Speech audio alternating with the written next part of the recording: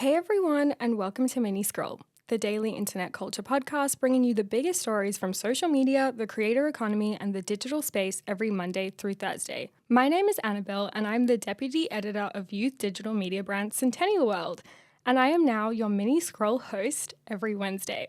So, as you can obviously hear or see, I am not Lauren. This year, Lauren has decided to take a step back from Mini Scroll just one day a week to kind of lessen her workload and also manage her workflow better. Because as much as we all love Mini Scroll, Lauren pretty much does everything herself, and it is a lot of work to find stories, record, edit, and upload an episode each day. With that being said, I am now jumping on the pod every Wednesday to keep the daily content coming, but also keep Lauren's mental health in check. If I sound familiar, I have been on the podcast before. If you listened to the final Infinite Scroll deep dive of 2024, you would have heard from me. But if you didn't get around to listening to it, you definitely should. But I also thought I would introduce myself a little bit here. For context, I was brought on to Centennial as an intern in 2021 while I was still in uni, and Lauren has been kind enough to keep me around since then. A lot of the work that I do now is around the Infinite Scroll deep dive episodes that come out every week. So I spend most of my time preparing, researching, and scripting those episodes. So if you like those, please send your support because we just need the reassurance sometimes. Aside from that, I also write Centennial's weekly Substack newsletter, which is also called Infinite Scroll. It covers the 5 biggest think pieces on the internet each week. And I know a lot of you aren't subscribed, so if that sounds like it would be up your alley, please go subscribe. It would be much appreciated by me. Thank you in advance.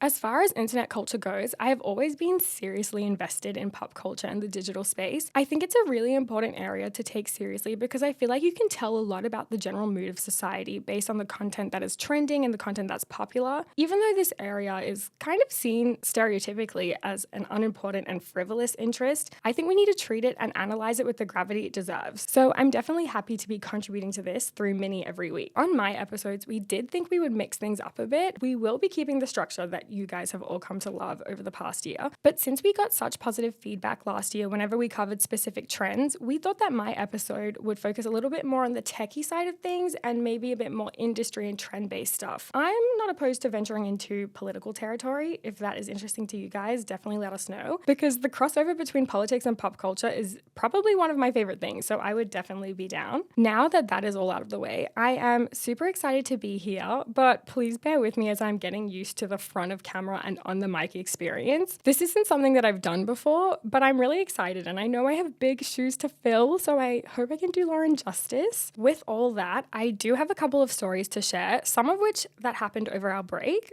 so let's just get into it. The first story is that Meta is making changes to its moderation process. So last week, Mark Zuckerberg took to social media to share some updates to Meta's moderation policies. In a video posted to Instagram, Zuckerberg shared why he got into social media, what it means to him, and how he plans to move forward in a new political environment in the US. He began the video by saying that he started building social media platforms in order to give people a voice, but with the increasingly complex systems that have been put into place to moderate dangerous content, Zuckerberg claims that things have been taken too far. There's been widespread debate about potential harms from online content.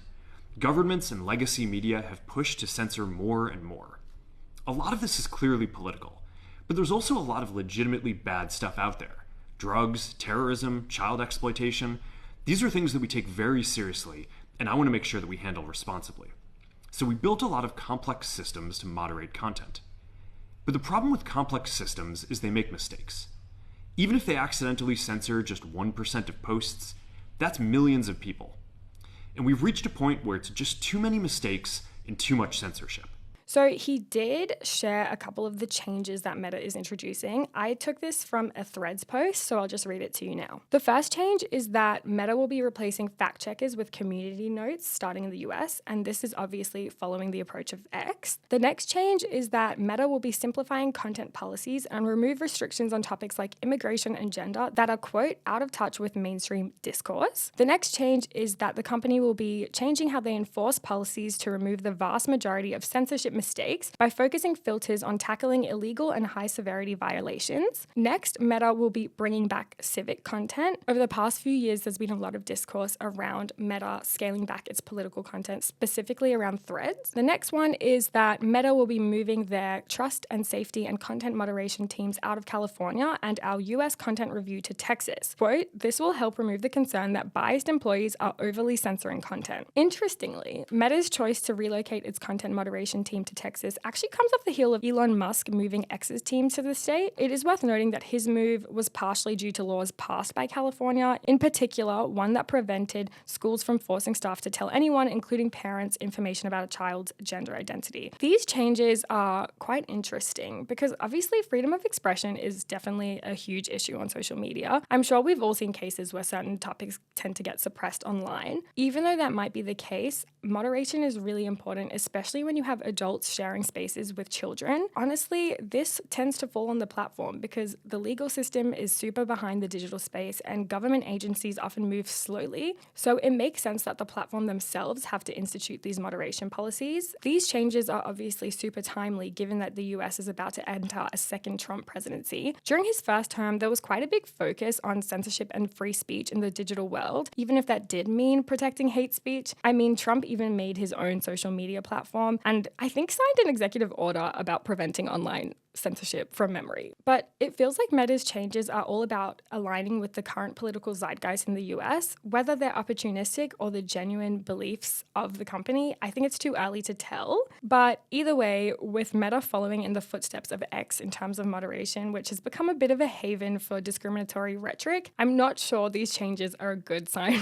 for where things are heading, to be honest. In other news coming out of Meta, this week, news broke that the company is scaling back its DEI, which is diversity, equity, inclusion policies. From what I could find, this story was first reported by Axios after they obtained a memo written by Janelle Gale, the Vice President of Human Resources. The memo noted the changing legal and policy landscape in the United States around diversity, equity, and inclusion, essentially noting that Meta is following suit. Over the past few years, DEI has really become a hot button issue, especially in the US. What has typically been used as schemes to ensure that minorities and marginalized groups have the same opportunities as others has kind of become perceived by many as favoring certain groups over others in the hiring process and also in the workplace more generally. Now, every DEI initiative is run differently, but the overall goal is to make companies and leaders examine the way their company treats or serves marginalized groups. Even though Meta is scaling back on these practices, the memo also said that they will, quote, continue to source candidates from different background, but with that, obviously the process is changing, where the company will focus on, quote, fair and consistent practices that mitigate bias for all. And I really hope that is the case. Now, what we have all been waiting for, we can't talk about anything tech without talking about the TikTok ban in the US. First, I'll start with a little bit of context. In case you've missed it,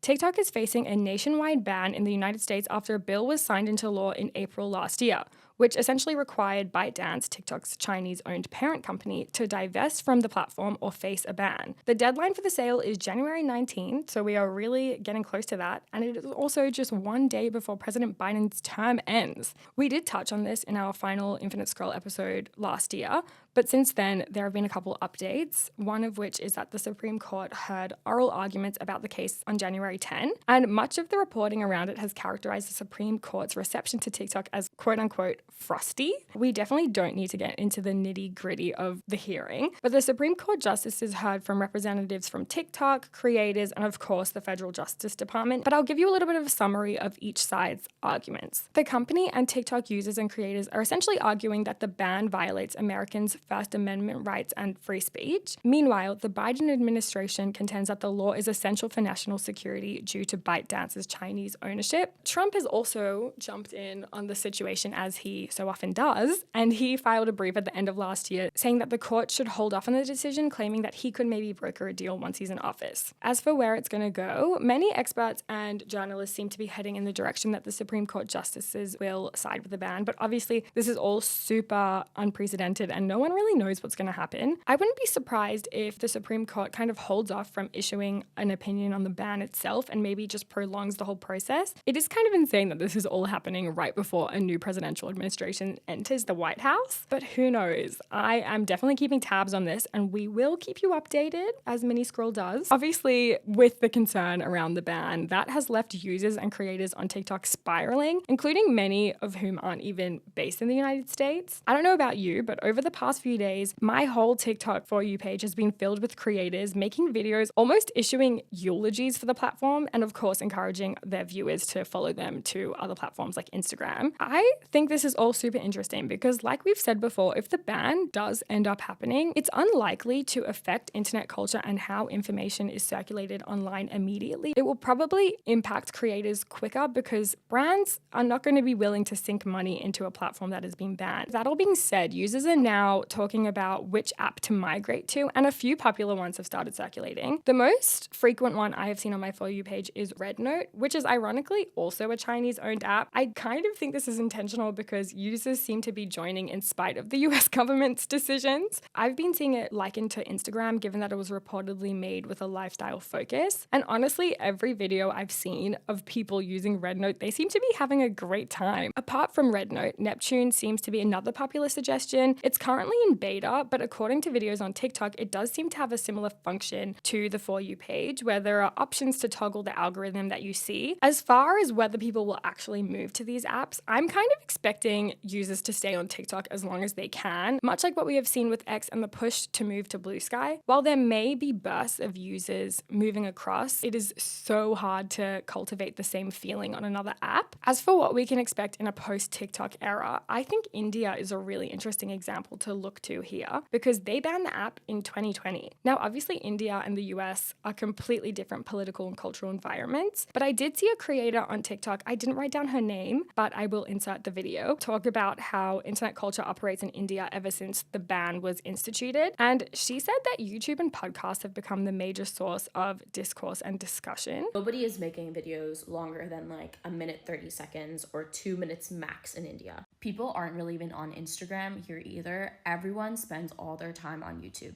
With Amazon India's content creator lead, and she said that they pour most of their money into YouTubers and podcasters. I wouldn't be surprised if that's what we'll see because of course that isn't exactly new, but that might be what makes it successful because it isn't foreign to us and we're used to it. Anyway, that is everything from me today. I really hope you enjoyed this week's episode and you don't miss Lauren too much. She will be back tomorrow. I am sure I will get better at this, but I will see you next Wednesday. Thanks. Bye.